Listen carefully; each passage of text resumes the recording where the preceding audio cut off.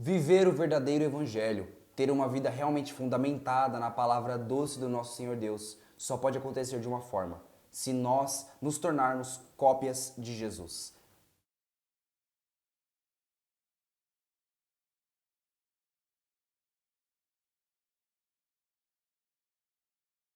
Respondeu Jesus: Eu sou o caminho, a verdade e a vida.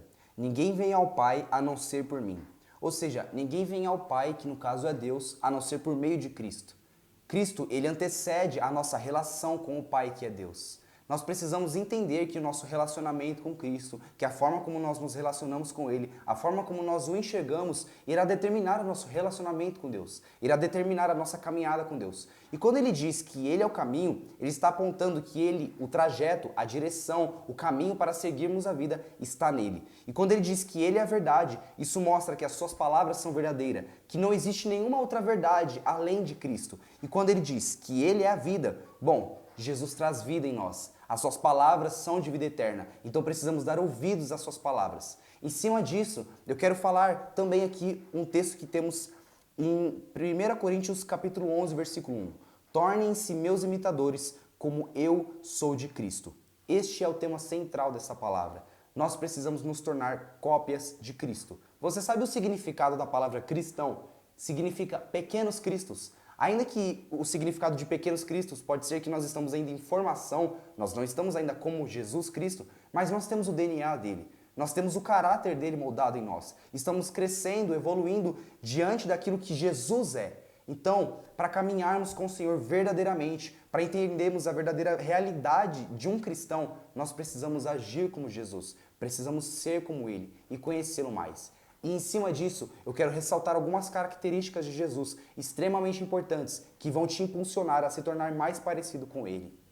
Então, nos tornarmos cópias de Cristo é a chave para uma vida onde nós nos tornamos verdadeiros cristãos, onde nós realmente seguimos o evangelho verdadeiro que está em Cristo. Então, em cima disso, o que eu quero fazer? Eu quero falar algumas características, algumas palavras do próprio Jesus, quando ele estava na terra, que estão registradas na Bíblia. E em cima disso, nós vamos encontrar um norte, uma direção para nos tornarmos e buscarmos ser mais parecidos com Jesus. A primeira dessas características que eu quero falar é sobre o amor. Eu acho que o amor de Jesus é a característica mais marcante dele. Por exemplo, o gesto de sacrifício na cruz foi o maior gesto de amor de todos. Eu acho que não existe uma forma melhor da gente começar do que falando sobre o amor. E sobre o amor eu quero falar sobre amar a Deus acima de tudo e sobre amar o próximo. Começando sobre amar a Deus acima de tudo, o próprio Jesus diz em Mateus capítulo 22, versículo 37 em diante. Respondeu Jesus: ame o Senhor, o seu Deus, de todo o seu coração, de toda a sua alma e de todo o seu entendimento. Este é o primeiro e o maior mandamento. Eu vou falar até aqui por enquanto. Bom, se nós queremos ser como Jesus, primeiro precisamos amá-lo acima de todas as coisas. E se nós o amamos, nós damos créditos à sua palavra. É tudo um ciclo. Então, se nós realmente queremos ser como Jesus, precisamos dar ouvidos à palavra dele. Como eu disse anteriormente, as palavras dele são de vida eterna. Então, precisamos amar o Senhor de todo o nosso coração, de todo o nosso desejo, com todas as nossas forças. Por quê? Porque o nosso amor por Deus não pode ser um amor por obrigação, não pode ser um amor forçado. Tem que ser um amor verdadeiro. E eu garanto que conforme você vai se relacionando e conhecendo Jesus, você não vai ter um amor forçado. Você realmente vai se apaixonar pela pessoa que Jesus é e vai buscar amá-lo cada dia mais. Agora, em seguida disso, falando sobre amar o próximo, logo em seguida ele diz, no versículo 39, e o segundo é semelhante a ele. Ame o seu próximo como a si mesmo. Destes dois mandamentos dependem toda a lei dos profetas. Ou seja, os dois maiores mandamentos é amar o Senhor teu Deus com todas as suas forças, amar a Deus acima de todas as coisas. E o segundo é amar o seu próximo como a ti mesmo. Então, se nós vemos aqui o próprio Jesus falando que esses são os dois mandamentos mais importantes, imagine o quão importante nós devemos usá-los nas nossas vidas, o quão nós devemos realmente nos empenhar para cumpri-los. Não que os outros mandamentos, eles não sejam importantes para nós, mas se ele deu uma importância maior a esses, é porque eles são a base para os próximos mandamentos. É porque amar o Senhor, amar o próximo, são bases, são coisas que nos firmam e nos dão forças para prosseguir para os próximos pontos. E sobre amar o próximo, eu quero intensificar um pouquinho mais nesse ponto. Por quê? Jesus amava a todas as pessoas. E se nós queremos ser iguais a ele, precisamos amar as pessoas da mesma forma que ele amou. Por exemplo, Jesus, ele ama você que ama ele também. Mas ele também ama você que já negou ele e nega ele todos os dias. Jesus também amou e ama as pessoas que o crucificaram, que o torturaram. E você entende esse amor? É um amor que é igual com todas as pessoas? É um amor que ama aquele que ama ele também, mas também é aquele que ama aqueles que o odeiam. Entende esse raciocínio? Jesus, ele ama a todos da mesma forma. E o amor dele é maravilhoso e é infinito, além de que ele morreu por você. Se ele morreu por você é porque ele te ama demais. Então nós precisamos ter esse mesmo amor pelas pessoas. Este mesmo amor de nós amarmos as pessoas independentemente se elas são pessoas que gostam de nós, que nos tratam bem, ou até se são pessoas que não gostam de nós, pessoas que nos rejeitam. Ou será que a gente vai amar só quem gosta da gente? Será que a gente não deve perdoar ou amar o próximo se o próprio Cristo fez isso? Se nós queremos ser realmente cristãos, se nós queremos ser parecidos com Jesus, precisamos abrir mão do nosso orgulho e amar até aqueles que nos odeiam. E falando ainda sobre esse amor ao próximo, eu quero falar sobre servir. E nisso eu quero ler João, capítulo 13, versículo 4. Assim levantou-se da mesa, tirou a sua capa e colocou uma toalha em volta da sua cintura. Depois disso, derramou água numa bacia e começou a lavar os pés dos seus discípulos, enxugando-os com a toalha que estava em sua cintura. Para você que não sabe, naquele tempo eles andavam muito de sandália ou descalços e os pés das pessoas era considerado a parte mais suja do seu corpo. E quando eles chegavam numa casa, os convidados, a menor pessoa da casa, a pessoa que era o escravo, aquele que servia na casa, a pessoa com o menor nível ali de autoridade dentro da casa, ela que lavava os pés das pessoas. E assim, ninguém queria lavar os pés de ninguém. Como eu disse, era a parte mais suja do seu corpo. Mas Jesus, o próprio Cristo, Deus na terra, vem e lava os pés dos seus discípulos. Jesus era o líder deles, ele que estava ensinando, ele que estava direcionando, ele que foi buscar os discípulos para fazer com que eles o seguissem.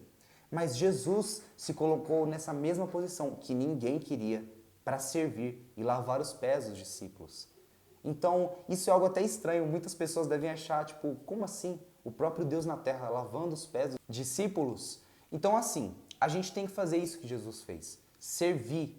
Mesmo que você seja o maior, e quando eu falo maior, não que você é melhor do que os outros, porque aqui o Jesus está mostrando exatamente isso. Ele era Deus na terra, mas ele não se apegou a isso, não se considerou superior em questão de não servir o próximo. Eu falo em ser maior na questão de, às vezes, você ser uma pessoa que já conhece Jesus e está se relacionando com um amigo seu que não conhece. Ou você que tem um nível de maturidade espiritual maior do que o seu amigo, ou você que é mais inteligente do que o seu amigo conhece, tem um conhecimento maior do que ele em determinada área. Da mesma forma, se nós queremos ser como Jesus, devemos praticar este ato de serviço, de amar e servir.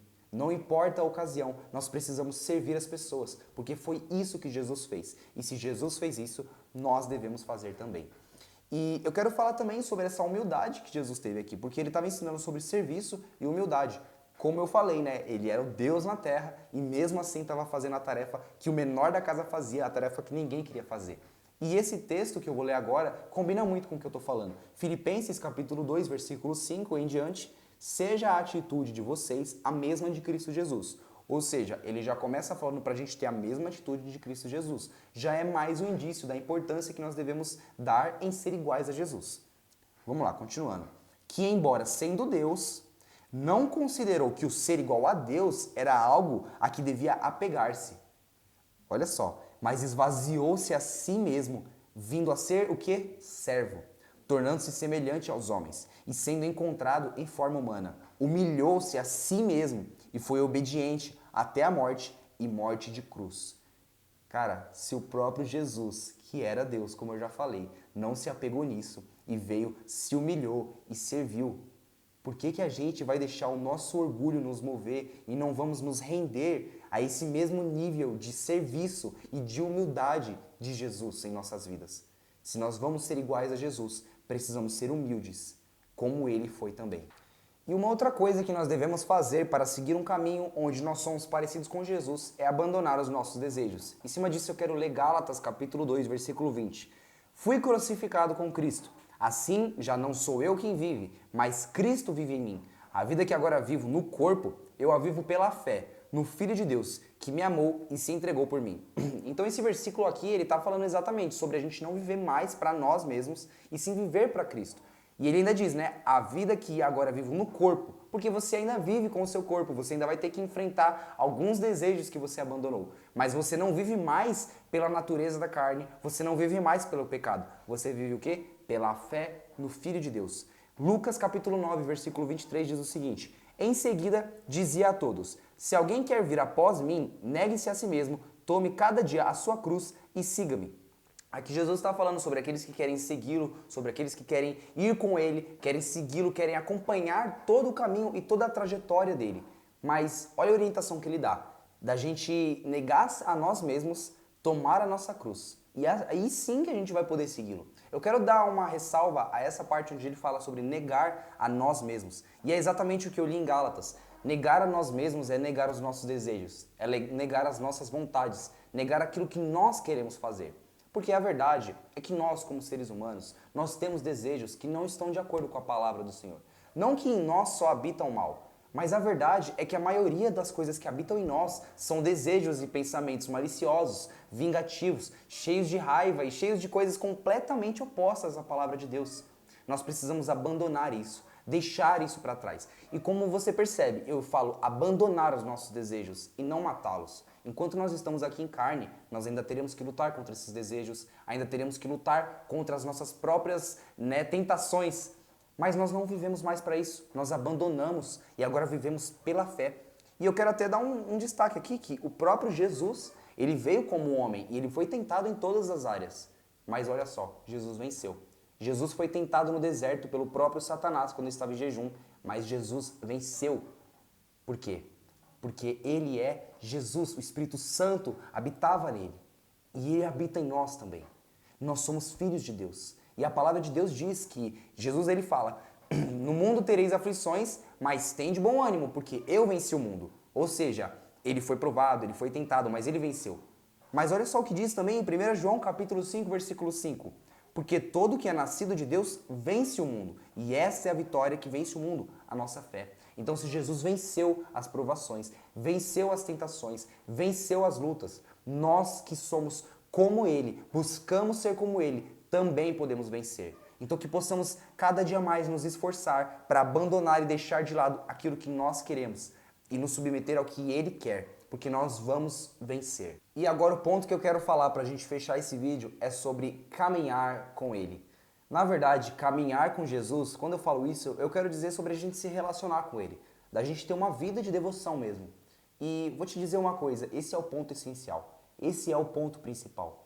Isso vai fazer com que você consiga cumprir todas as outras coisas que eu falei nesse vídeo e todas as outras características de Jesus. A verdade é que nesse vídeo eu não estou conseguindo falar para você todas as características que ele tem. Eu peguei algumas que são as mais chamativas, as mais conhecidas, por assim dizer. Mas Jesus é repleto de detalhes, ele é perfeito e maravilhoso, e ele é muito intenso e muito profundo. E nós só vamos conseguir realmente praticar e ter uma vida onde nós somos cristãos verdadeiros, nós somos cópias de Cristo, se realmente a gente caminhar com Ele. Porque caminhando com Ele, a gente conhece Ele. Caminhando com Ele, a gente aprende com Ele. E a gente começa a amar mais a Ele. E isso tudo vai ativar várias chaves em nossas vidas. Eu quero dar um exemplo, por exemplo, aqui dos discípulos de Jesus. Os discípulos de Jesus ficaram com ele mais ou menos uns 3 anos e meio, que foi o tempo do ministério de Jesus. E durante todo esse tempo, os discípulos acompanharam a trajetória dele, curando os enfermos, trazendo a palavra. E eles foram ensinados a todo momento por Jesus. Jesus escolheu a dedo eles. E eles foram separados. Mas houve um momento onde Jesus se ausentou. Sim, veio o Espírito Santo. Mas por que Jesus confiou aos discípulos a tarefa de ir e pregar o evangelho a todo o mundo? Afinal, foi a partir dos discípulos que o evangelho se espalhou. Foi a partir dos ensinamentos que Deus deu aos discípulos que o evangelho se espalhou. E por que Deus confiou? Por que Jesus confiou essa tarefa aos discípulos? Porque eles se relacionavam com ele, porque eles conheciam ele, porque eles eram parecidos com ele.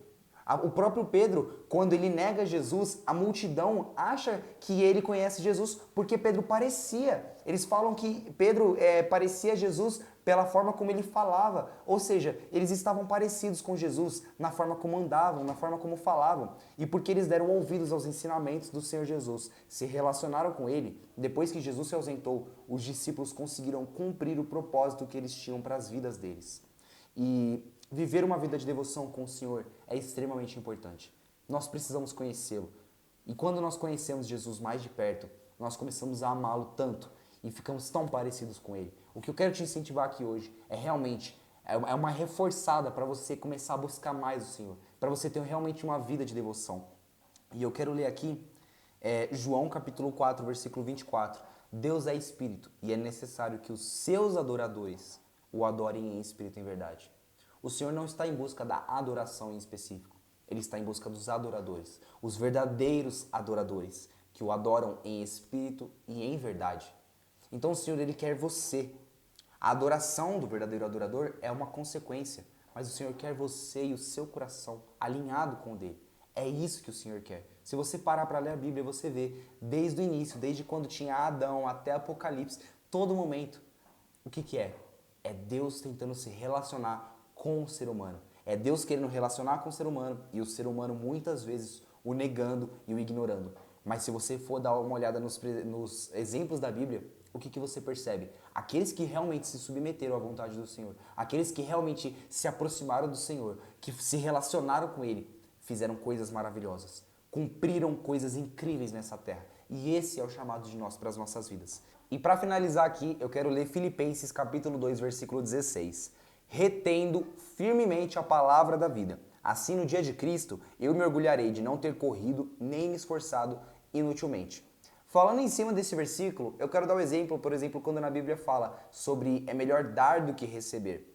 O que essa palavra está falando? Quando a gente recebe algo de Deus, quando a gente é abençoado, por exemplo, a gente precisa compartilhar isso também. Quando a gente serve as outras pessoas, enfim. Quando fala sobre reter, na Bíblia, o único indício que a gente tem mesmo é sobre reter a palavra. Porque reter é você absorver, é você, não liberar, você deixar aquilo ali dentro de você, retido em você. E ele fala pra gente reter somente a palavra do Senhor. Por quê? A gente não pode abandonar ela por nada. E eu tô falando isso para que vocês possam entender e reter essa palavra que eu estou liberando sobre a vida de vocês.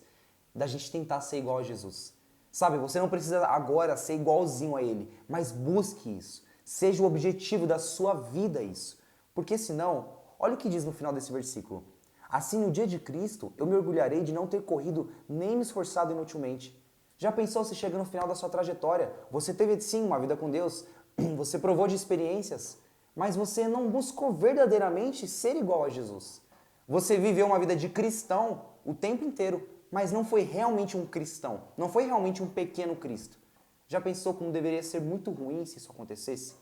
Então o que eu estou falando é para te alertar. Retenha a palavra da vida do Senhor. Ele é a palavra. Então caminhe nessa palavra. Busque ser como Ele. Jesus deve ser o centro, o alvo das nossas vidas. Então seja uma cópia de Cristo e agora eu quero orar por você. Senhor Jesus, eu oro por essa pessoa e eu quero declarar realmente que uma fome e uma sede incessante nascerá no coração dessa pessoa, para que ela se torne parecida com você, Jesus. A pessoa de Jesus é maravilhosa, é linda, é perfeita, não há defeito. Nós precisamos buscar a cada dia mais sermos iguais a você. Você é a nossa inspiração, você é o nosso alvo e o nosso foco. Em nome de Jesus, nós vamos ser iguais a você a cada dia. E amém. Obrigado por assistir esse vídeo. Até a próxima e Deus esteja com você.